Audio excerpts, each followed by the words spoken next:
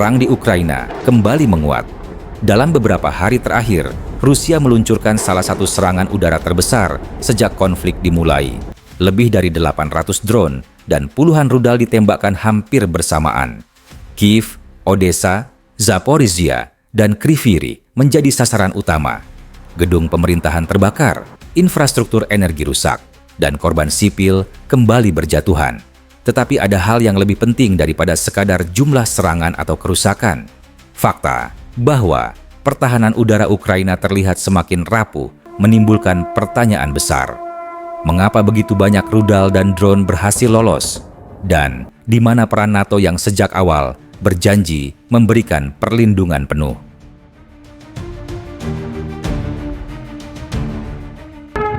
Serangan besar itu dilancarkan secara berlapis.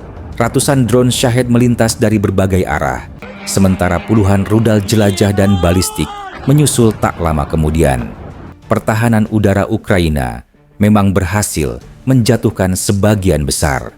Tetapi tidak semuanya. Puluhan tetap lolos dan menghantam sasaran penting di jantung kota.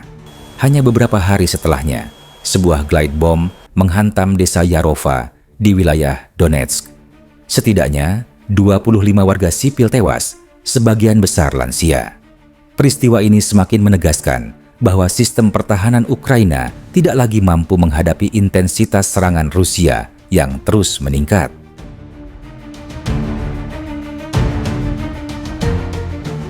Kelemahan Ukraina tidak datang dari satu sisi saja. Serangan yang begitu masif membuat radar dan sistem intersepsi kewalahan.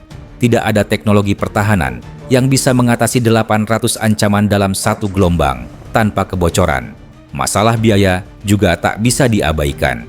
Rudal Patriot yang dipasok Barat berharga jutaan dolar per unit, sementara drone Shahed hanya puluhan ribu dolar.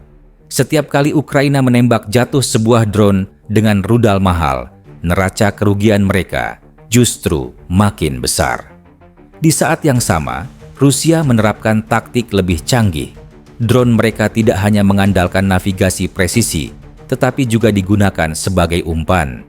Pertahanan Ukraina dipaksa melepaskan rudal pada target yang tidak penting, lalu kewalahan ketika ancaman utama datang belakangan. Lebih buruk lagi, tidak semua wilayah Ukraina terlindungi radar. Ada celah besar dalam jaringan pertahanan. Rusia tahu persis titik-titik yang lemah, dan serangan diarahkan ke sana. Dan akhirnya, rudal balistik Rusia sendiri kini makin sulit dihadapi. Varian terbaru Iskander mampu bermanuver di udara. Data di lapangan menunjukkan sistem Patriot hanya mampu mencegat sekitar 28% dari total rudal yang ditembakkan.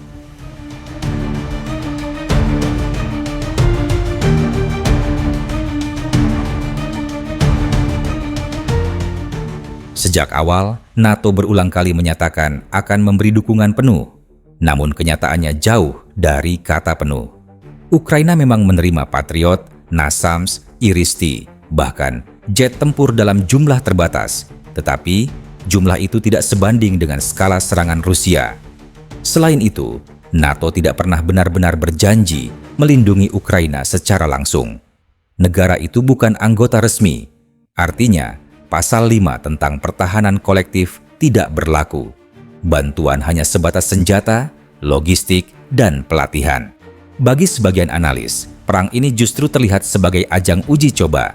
NATO bisa melihat bagaimana senjatanya bekerja di medan tempur nyata, sementara Rusia dipaksa menguras sumber daya. Namun, harga yang harus dibayar Ukraina sangat mahal. Kota demi kota hancur, ekonomi runtuh, dan ribuan nyawa melayang.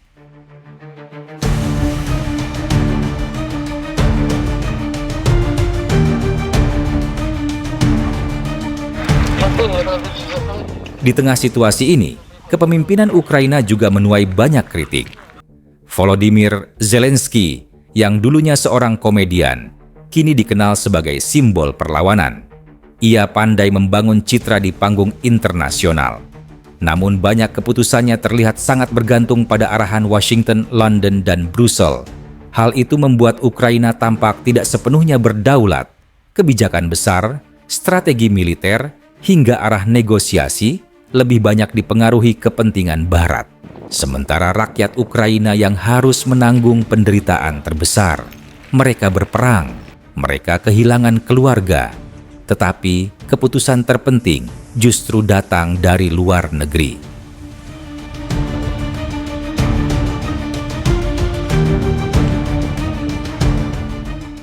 Jika dilihat lebih luas, perang ini tidak bisa lagi disebut sekadar konflik Rusia dan Ukraina. Ini adalah permainan geopolitik besar. NATO di satu sisi, Rusia di sisi lain, dan Ukraina berada di tengah, menjadi arena tempur. NATO memang bisa mengklaim telah membantu. Tetapi bantuan itu tidak pernah cukup untuk benar-benar menghentikan serangan. Rusia tetap mampu melancarkan gelombang rudal dan drone, sementara Ukraina semakin tertekan.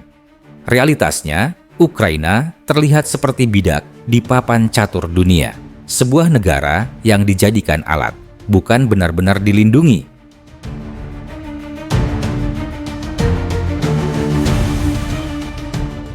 Serangan besar Rusia minggu ini memperlihatkan kenyataan yang sulit dibantah. Pertahanan udara Ukraina semakin rapuh, janji NATO tidak pernah sepenuhnya nyata, dan kepemimpinan Zelensky terlihat semakin bergantung pada sekutu Barat. Perang ini bukan hanya tentang drone, rudal, atau pertempuran darat. Ini adalah gambaran bagaimana sebuah negara bisa dijadikan pion dalam permainan geopolitik global. Rusia menekan dengan serangan masif, NATO berhitung dengan hati-hati, dan Ukraina sedikit demi sedikit kehilangan hal-hal yang paling berharga. Infrastruktur hancur, ekonomi runtuh, ratusan ribu tentara dan warga sipil telah menjadi korban. Namun, di balik semua itu, Barat tetap memandang Ukraina sebagai garis depan untuk menghadapi Rusia, bukan sebagai mitra sejajar yang benar-benar dilindungi. Semakin lama, perang ini terlihat lebih seperti permainan strategi di meja para politisi, sementara di lapangan, rakyat biasa yang harus membayar harganya. Tidak ada kepastian kapan konflik ini akan berakhir. Yang jelas, setiap serangan baru hanya memperpanjang penderitaan dan memperjelas posisi Ukraina, bukan sebagai pemenang, melainkan sebagai tameng bagi kepentingan yang lebih besar. Dan selama janji perlindungan NATO hanya sebatas kata-kata, Ukraina akan tetap berada di garis depan, sendirian menghadapi konsekuensi paling pahit dari sebuah perang yang sudah terlalu lama berlangsung.